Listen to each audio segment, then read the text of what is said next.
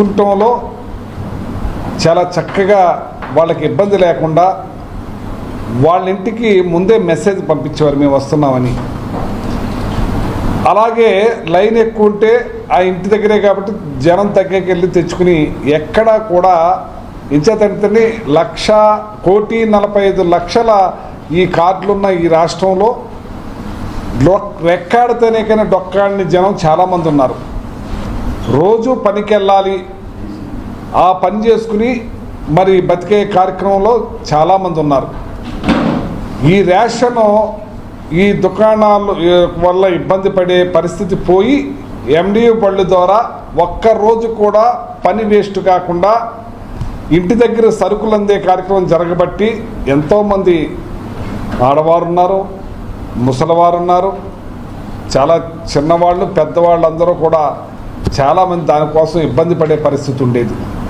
అటువంటి ఇబ్బంది పడే పరిస్థితి లేకుండా ఇది అందటం వల్ల కొన్ని వేల మంది రోజు పని చేసుకునే వాళ్ళు పని మానుకుని రేషన్ షాపులు కాడ పడిగాపులు పడి రేషన్ తీసుకోవటం కోసం సర్వర్లు పనిచేయక మరి చాలా ఇబ్బంది పడి గతంలో కొన్ని వేల కోట్లు నష్టపోయే పరిస్థితులు ఉండేది. ఎందుకంటే 400 నుంచి 600 రూపాయలు కూలీ రేటు ఉంది. దానివల్ల ఆ రోజు కూడా వెళ్ళి ఆ రోజు కూలి మాని ఒకవేళ సర్వర్ పని చేయకపోతే మరుసటి రోజు కూడా వెళ్ళి అలా ఒక రోజు మానటం వల్ల ఈ వేల లక్షల మంది మరి ఇన్ని వేల కోట్ల రూపాయలు మరి లాస్ అయ్యేవారు ఒకసారి గుర్తుంచుకోవాలని చెప్పి ఈ సందర్భంగా 100 కోట్లు 300 నుంచి దగ్గర 800 కోట్ల రూపాయలు రాష్ట్రంలో రెక్కాడితే కానీ దొక్కాడిని జనం లాస్ అయిపోయిన గతంలో కోకొల్లో. మరి ఇవాళ నిన్ననే మళ్ళీ పాత సిస్టానికి తెరలేపారు. ఆ పాత సిస్టంతో తెరలేపటం నిన్న అనంతపురంలో ఒక 70 ఏళ్ల వృద్ధురాలు తొలిగా ఆవిడ రేషన్కి వెళ్ళి మరి అక్కడ మరణించడం జరిగింది. మరి ఆవిడ మరణించడం జరిగింది. ఒకసారి మీరు చూడండి, ఇది ఆవిడ మరణించటం అంతేనా? అదే ఆటోమేటిక్గా అన్నీ నడుస్తాయి కదా. మరణించడం జరిగింది 70 ఏళ్ల వృద్ధురాలు. ఇలాగా రేషన్ నిన్న వైజాగ్లో 4వ పట్టణ పోలీస్ స్టేషన్లో ప్రజలే పట్టుకుని వాళ్ళని ఏదైతే రేషన్ షాప్ ద్వారా తరలిపోతున్నాయో రైస్ని మరి పోలీస్ స్టేషన్లో పెట్టి కేసు పెట్టించడం జరిగింది. మీరు ఏదో ఈ బళ్ళ మీద అవినీతి జరిగిపోతుంది అంటున్నారు. మీరు ఈ 12 నెలల్లో ఎన్ని బళ్ళుని మీరు పట్టుకున్నారు, ఎంత రేషన్ని దొంగచాటుగాళ్ళు అమ్ముతా ఉంటే పట్టుకున్నారని నేను అడుగుతున్నా. మేము ఇవాళ రేషన్ షాపుల వాళ్ళకి మేము వ్యతిరేకం కాదు, రేషన్ షాపులను కూడా మేము కొనసాగించాం. రేషన్ షాపులతో పాటు ఈ ఎండియు బళ్ళు నడిచినాయి. వాళ్ళకు కూడా జగన్మోహన్ రెడ్డి గారు మేము అధికారంలోకి వచ్చిన తర్వాత వాళ్ళకి కమిషన్ కూడా పెంచుతారని చెప్పారు. వాళ్ళను కూడా రద్దు చేసేది లేకుండా రేషన్ షాపుల వాళ్ళు కంటిన్యూ అవ్వాలి, ఎండియు బళ్ళు కూడా కంటిన్యూ అవ్వాలని చెప్పి అందరినీ ఆదుకునే మనసున్న ముఖ్యమంత్రి జగన్మోహన్ రెడ్డి గారు. ఇవాళ మీరు లక్షల ఉద్యోగాలు ఇస్తానన్నారు, లక్షల ఉద్యోగాలు గాలికేరు. ఇవాళ మీరు వాలంటీర్లని 2,60,000 మందిని నిష్కారణంగా తీసేసి 10,000 ఇస్తారని చెప్పి మోసం చేశారు. అలాగే ఏదైతే లిక్కర్ షాప్లో పనిచేస్తున్న మరి 25,000 మందిని తీసేసి మరి వాళ్ళని కుటుంబాలకి దుమ్ము పోశారు. ఇవాళ ఈ రేషన్ మీద దగ్గర 9,260 మంది మా ఆపరేటర్లు అయితే వాళ్ళ అసిస్టెంట్లుగా పనిచేస్తున్న 10,000 మంది, టోటల్ 20,000 కుటుంబాలని రోడ్డును పడేసే పని చేశారు మీరు. ఇవాళ మేము రేషన్ వాళ్ళ షాపుల వాళ్ళకి ఏమీ అన్యాయం చేయలేదే, రేషన్ షాపుల వాళ్ళకు కూడా మేలు చేశాం, ఎండి బళ్ళు వాళ్ళకు కూడా మేలు చేశాం, ప్రజలకు మేలైన పథకాన్ని అందించే కార్యక్రమం చేసాం ఇంటికే. ఇవాళ చూడండి, లైన్లో ఉండి వాళ్ళు ఇబ్బందులు పడతా కిలోమీటర్ లెక్క మరి వాళ్ళ బస్తాలు లైన్లో పెట్టుకుని ఇవాళ ఏదైతే ఏజెన్సీ ఏరియాలో ఆ చిన్న పిల్లలతోటి కడుపుతోటి ఉన్నవాళ్ళు కొండలు కోనలు దాటుకుంటా ఇవాళ రేషన్ తెచ్చుకునే పరిస్థితికి తీసుకెళ్లారు. ఇవాళ ఎన్నో షాపుల్లో సర్వర్లు పనిచేయక ఇవాళ తణుకులోనే తీసుకోండి, ఈ తణుకులోనూ రాష్ట్రంలోనూ సర్వర్లు పనిచేయక వాళ్ళు ఉసూరుమంటూ అలో లక్ష్మణ అంటూ ఇవాళ రేషన్ అందించలేక తెచ్చుకోలేక మళ్ళీ ఇళ్ళకెళ్ళే పరిస్థితి అవుతుంది. వాళ్ళు ఇంట్లో వాళ్ళ పని చేసుకుని బతకాలా, వాళ్ళు ఈ రేషన్ కోసమే ఎదురు చూడాలా? నేను ఏం చేయాలని చెప్పి మీరు ఈ దుర్మార్గమైన పని చేస్తున్నారని చెప్పి ఈ చంద్రబాబు నాయుడు గారిని డైరెక్ట్గా నేను అడుగుతా ఉన్నాను. మీకు ప్రజలు సుఖశాంతులతో ఉంటే ఇష్టం ఉండదా అని నేను అడుగుతున్నాను. వాళ్ళు సుఖంగా బతకటం మీకు ఇష్టం ఉండదా అని అడుగుతున్నాను నేను. మీరు ఏ కార్యక్రమం మీరు సూపర్ 6 అని అమలు చేస్తామని చెప్పి సూపర్ 6ని గాలికి వదిలేసి ఉన్న పథకాలను కూడా ఒక్కొక్కటి కూడా తీసేసి తగ్గించేసి ఇవాళ ప్రజలను నట్టేట ముంచే కార్యక్రమం చేస్తున్నారు. ఇవాళ ఈ ప్రజలందరికీ కూడా ఈ రేషన్ భారాన్ని రాష్ట్ర 1,45,00,000 కుటుంబాలని ఇవాళ మీరు ఇబ్బంది పెట్టే కార్యక్రమం చేస్తున్నారు. ఇది రాష్ట్రం అంతా కూడా ఎక్కడికక్కడ మరి ఇబ్బందులు పడతా ఉన్నారు, లైన్లో పడి బాధపడతా ఉన్నారు. చాలా దారుణంగా ఆల్రెడీ ఒక వృద్ధురాలు 70 ఏళ్ళ ఆవిడ చనిపోవడం జరిగింది. సొమ్మసిల్లి పడిపోయిన వాళ్ళు కొంతమంది ఉన్నారు. ఈ ఎండకి విసురుకునే వాళ్ళు ఉన్నారు. చిన్న గదుల్లో రేషన్ ఇస్తున్నారు. వాళ్ళందరూ కూడా ఎండలో ఉంటున్నారు.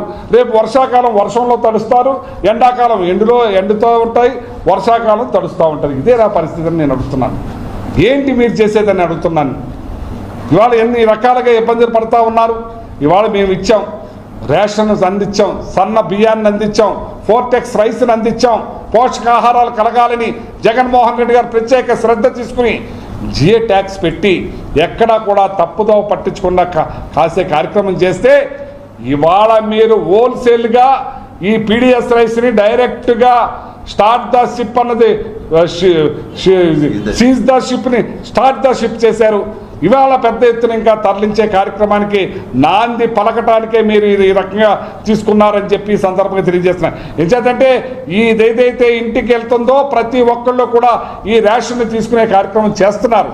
ఈ రేషన్ అందే కార్యక్రమం జరుగుతుంది. సన్న బియ్యాన్ని ఇవ్వటం వల్ల ప్రతి ఒక్కళ్ళు తీసుకుంటున్నారు. దీంతోపాటు మేము ఆల్రెడీ రాగి పిండిని కూడా ఇచ్చే కార్యక్రమం చేసాం, గోధుమ పిండిని కూడా ఇచ్చే కార్యక్రమం చేసాం, మరి కందిపప్పును కూడా ఇచ్చే కార్యక్రమం చేశాను. అన్నీ కూడా మీరు కొండెక్కిచ్చే కార్యక్రమం చేశారు. ఇవాళ ఏది కూడా మీరు ఇచ్చే పరిస్థితి లేదు. ఉన్న ఈ బియ్యాన్ని కూడా మీరు కొండెక్కించాలని చూస్తున్నారు. మీరు దీన్ని కూడా డబ్బులు ఇచ్చే కార్యక్రమం దీనికి ప్లాన్ చేస్తున్నారు. మీరు పేదలకి 7, 8, 10 రూపాయలు అందించేసి మీరు ఈ బియ్యాన్ని కూడా ఇవ్వకుండా చేయాలనే ఇది పెద్ద కుట్ర జరుగుతుందని చెప్పి ఈ సందర్భంగా నేను ఈ కూటమి ప్రభుత్వాన్ని నేను ప్రశ్నిస్తున్నాను. మీరు డబ్బుల విషయం ఎత్తుతున్నారు. ఆల్రెడీ ఈ ప్రజలకి డబ్బులు ఇచ్చి బియ్యం ఇవ్వకుండా చేయాలని చూస్తున్నారు. ఎట్టి పరిస్థితుల్లోనూ అది జరగనివ్వం, ప్రజలకు అందించాలని చెప్పి మేము వైఎస్ఆర్ పార్టీ జగన్మోహన్ రెడ్డి గారు ప్రజలకు అండగా నిలబడతామని చెప్పి వాళ్ళకి అన్ని రకాలు కూడా అందించాలి. మీరు కందిపప్పు ఇవ్వాలి, షుగర్ ఇవ్వాలి, మీరు ఏదైతే రాగి పిండి ఇచ్చేవాళ్ళు ఇవ్వాలి, గోధుమ పిండి ఇవ్వాలి, ప్రతి ఒక్కటి కూడా అందించే కార్యక్రమం చేయాలని చెప్పి నేను కోరుతున్నాను. ఉత్తర ప్రగల్భాలన్నీ పలికారైన మన నాదెండ్ల మనోహర్ గారు ఇవాళ అన్నీ కూడా అటుకెక్కి రైతులైతే మేము 24 గంటలు వేసేస్తున్నామని చెప్పారు. ఇవాళ ఏప్రిల్ 26వ తారీఖున ధాన్యం పంపితే ఇప్పటి వరకు డబ్బులు లేవు.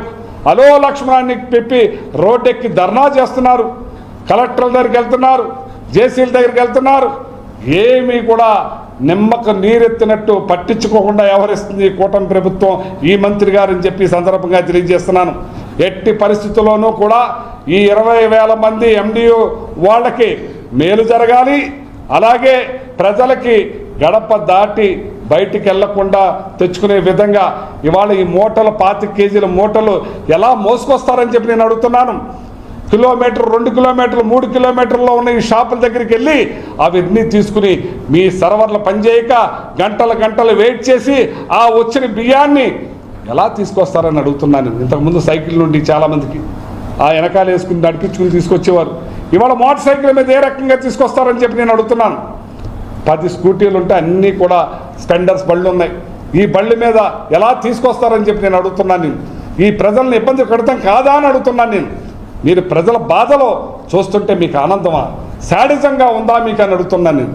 ఎట్టి పరిస్థితుల్లో ఈ కోట్ల రూపాయలు ఖర్చు పెట్టిన MDO బళ్ళని కొనసాగించాలి, వాళ్ళకి ఉద్యోగ భద్రత కల్పించాలి, వాళ్ళ కుటుంబాలను రోడ్డు పాలవకుండా చూడాలి, అలాగే ఈ ప్రజలకు రోడ్డెక్కి లైన్లో ఎండలో పడి ప్రాణాలు పోగొట్టకుండా ఇంటికి చేరే విధంగా మీరు చేయాలని చెప్పి ఎండియు బళ్ళు ద్వారా మేము కోరుతున్నాం, డిమాండ్ చేస్తున్నాం.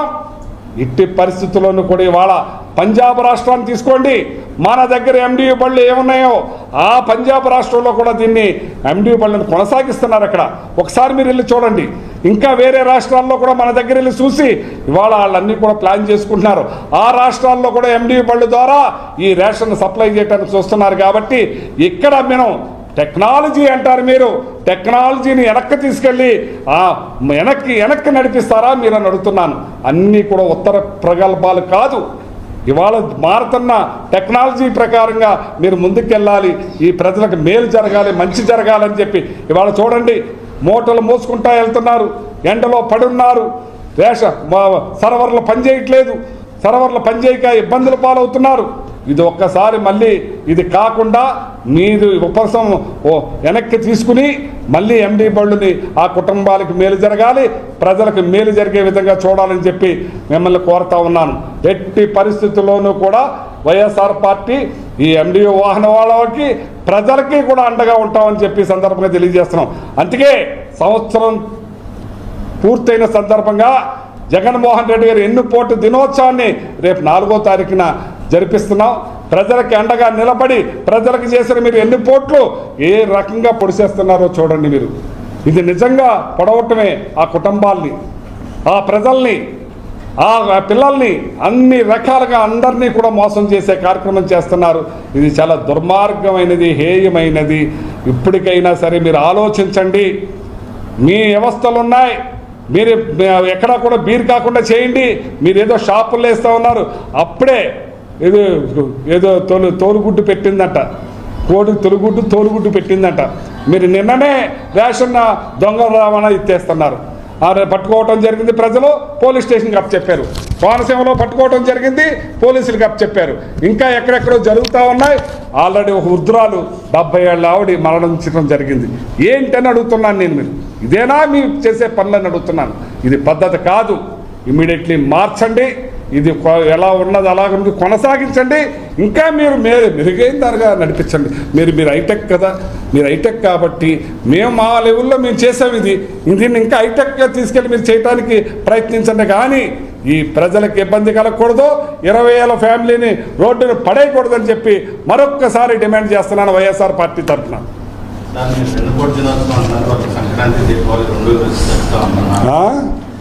మీరు వెన్నుపోటు దినోత్సవం అంటున్నారు, సంక్రాంతి దీపావళి 2 కలిపి అదే రోజు 4వ తారీఖు జరుపుకుంటా ఉంటున్నారు. అసలు ప్రజలకు సంక్రాంతి మర్చిపోయారు, దీపావళి మర్చిపోయారు. జగన్మోహన్ రెడ్డి అన్నప్పుడు సంక్రాంతి షాపులు వాళ్ళ కళ్ళల్లో ఆనందం ఉండేది, ప్రజల కళ్ళల్లో ఆనందం ఉండేది. ఎక్కడ సంక్రాంతిని బ్రహ్మాండంగా చేసుకునే పరిస్థితి ఉండేది. ఇవాళ ఈ సంవత్సరం వీళ్ళ పాలన వచ్చిన తర్వాత సంక్రాంతి మర్చిపోయారు, దీపావళి మర్చిపోయారు. వాళ్ళే చెప్తున్నారు, షాపులు వాళ్ళే, ప్రజలే చెప్తా ఉన్నారు. ఇవాళ చేతిలో చిల్లి గవ్వ లేకుండా అప్పులు వాళ్ళు ఎదురు చూస్తూ ఉన్నారు. వడ్డీలు అప్పులు తెచ్చుకుని కల్లాడిపోతూ ఉన్నారు. మీరు రైతులను ముంచారు, పిల్లలను ముంచారు, పెద్దవాళ్ళకు ముంచారు. నీకు 15 అని ముంచారు, నీకు 18 అని ముంచారు. కాజా పూతరేకులు మాకు పట్టుకొచ్చేయండి, మీకు 10,000 రూపాయలు చేసేసామని వాళ్ళని మాయ చేశారు. అలాగే లిక్కర్ షాప్లో పనిచేసే వాళ్ళని మాయ చేశారు. ఇవాళ ఎండిఓ షాప్లో వాళ్ళని పనిచేసే వాళ్ళందరినీ కూడా వాళ్ళని ఎన్నుపోట్లు పొడిశారు. అంతా మీరు ఎన్నుపోట్లు పొడిచి ఇవాళ దీపావళి సంక్రాంతాలు చేసుకునేది హాస్పిటల్ పాలయ్యే పరిస్థితికి వచ్చారు. ఆరోగ్యశ్రీ కూడా ఎత్తేసి ఇవాళ ఇళ్ళు అమ్ముకుని, పొలాలు అమ్ముకుని వాళ్ళు ఏ రకంగా వైద్యం చేయించుకోవాలా అని అది కూడా లేనివాళ్ళు ఇవాళ అవస్థలు మామూలు పడతలేదు. ఈ రాష్ట్రాన్ని భ్రష్టు పట్టించారని చెప్పి సందర్భంగా తెలియజేస్తున్నా. ఎక్కడ సంక్రాంతి, ఎక్కడ దీపావళికి ప్రజల గుండెల్లో.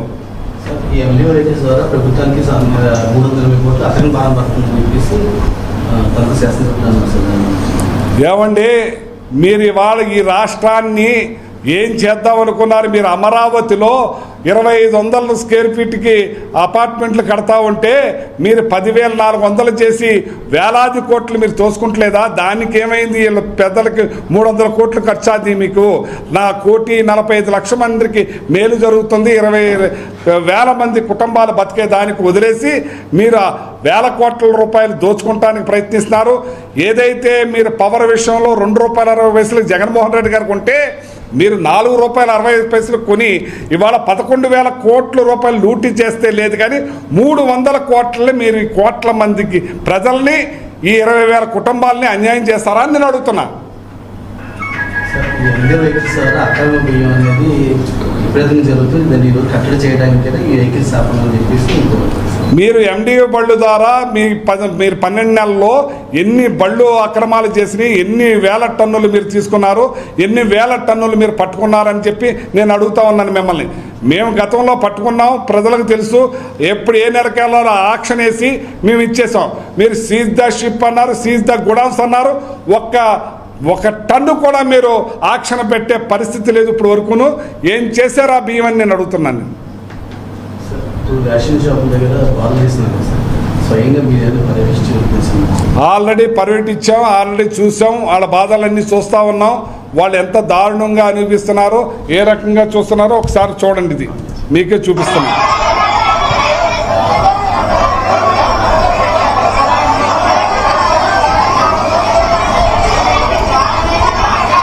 ఒకటి కాదు, అన్ని చోట్ల కంటిన్యూ అయిపోద్ది ఇదమ్మా. ఒక నిమిషం ఎక్కువైనా సరే మీకు కావాల్సిందే చూపిస్తారు. చూడండి ఎంత జరుగుతుందో, కంటిన్యూ అయిపోద్ది.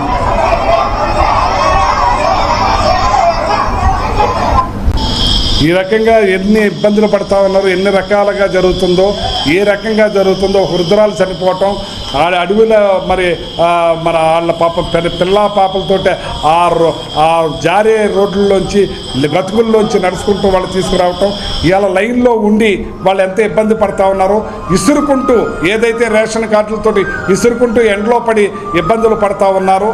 ఇవాళ పనులు మానేసి ఎక్కడికి వెళ్లకుండా పని ఆపుకుని ఆ పనులు ఆ ఇట్ల కోసమే కూర్చుంటాం. ఇవాళ రాష్ట్రం అంతా కూడా సర్వర్లు పనిచేయకుండా ఎంతమంది ఇబ్బంది పడతా ఉన్నారో, ఏ రకంగా ఇబ్బంది పడుతున్నారో ఒకసారి మీరు గమనించండి.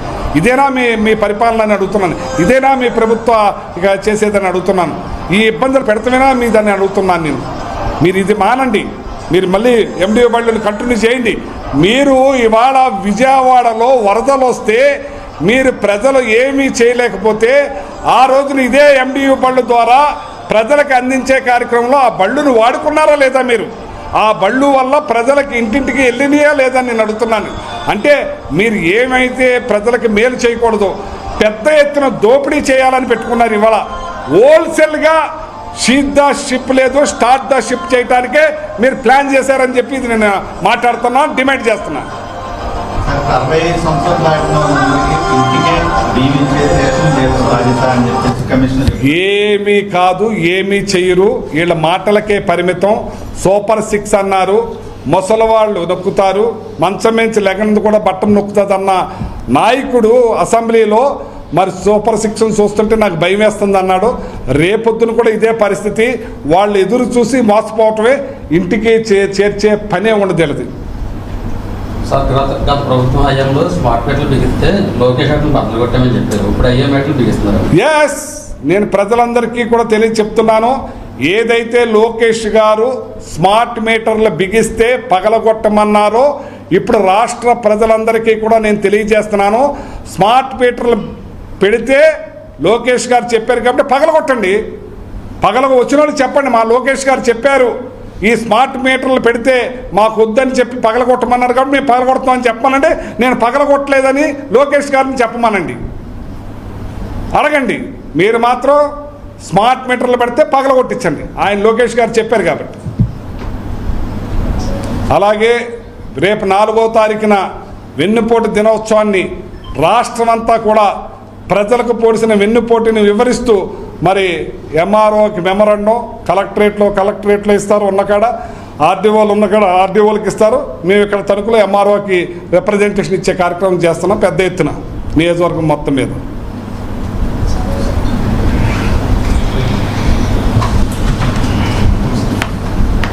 ఏమన్నా అడుగుతారా?